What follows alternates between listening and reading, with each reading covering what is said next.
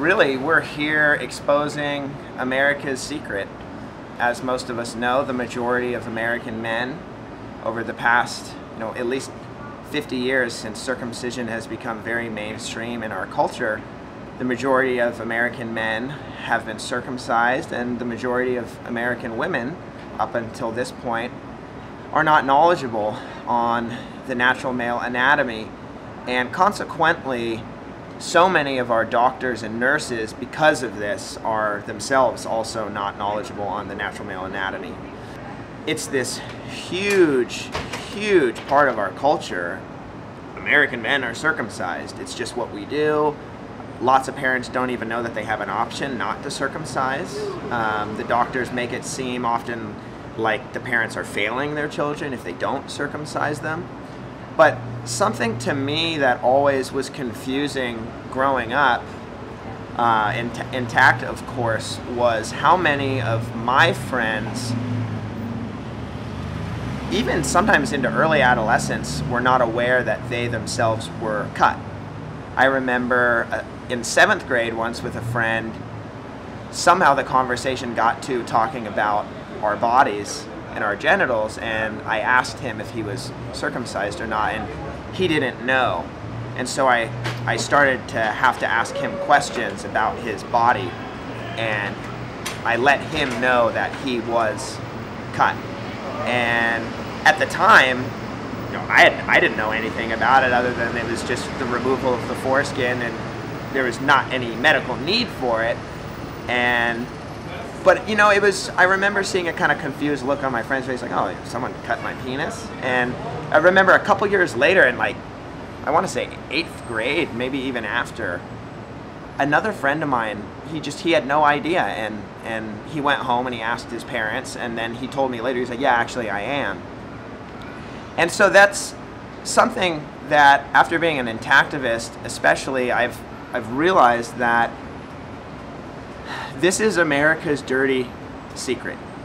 We cut our babies in the cradle, sometimes only even a couple hours after they've been born, but then we're not allowed to talk about it. It's this taboo subject that we're not allowed to discuss. And if you do bring it up, people get upset and they get worked up and they get angry. I feel very saddened when I see parents with young boys walk by our protest, and the body language says it all. If they've kept their kids intact, they generally give us the thumbs up and a lot of support.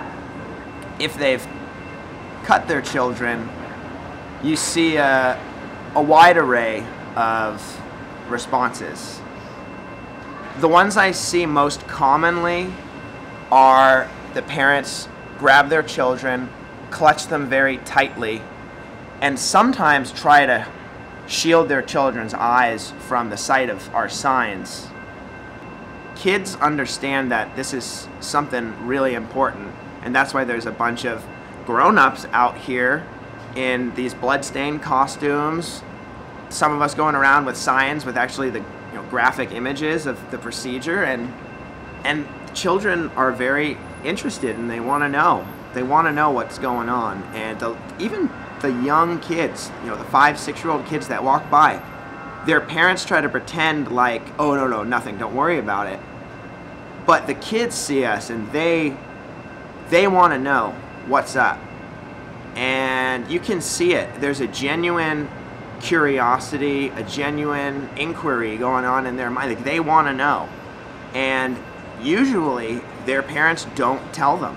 What's that, mommy? Oh, no, nothing, don't worry about it. Or, oh, no, don't worry about it, that we'll tell you when you're older.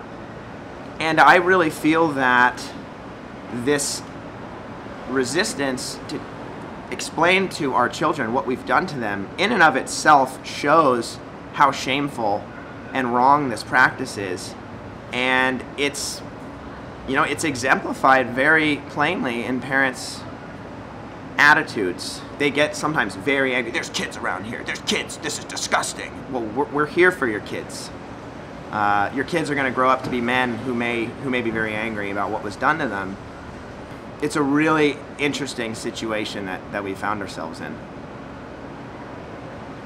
This secrecy, this hiding the truth from our children, these children often grow up to be adults who then have been lied to, or the truth has been minimized to them their whole life.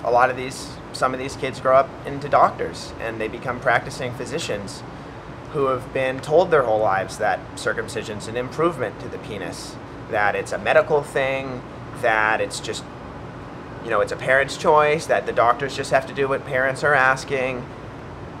But it's very obvious when you're out here at an event like the AAP conference protesting that the vast majority of American doctors have seriously zero clue about the foreskin and really what circumcision does, what it takes away from a man. Because men and women all have analogous parts. We all have the same parts.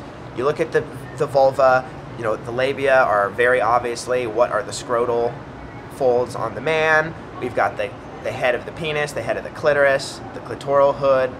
The female prepuce, the foreskin, is the male prepuce. And in many languages, the clitoral hood and the foreskin, they use one word for them, prepuce or some variation of foreskin.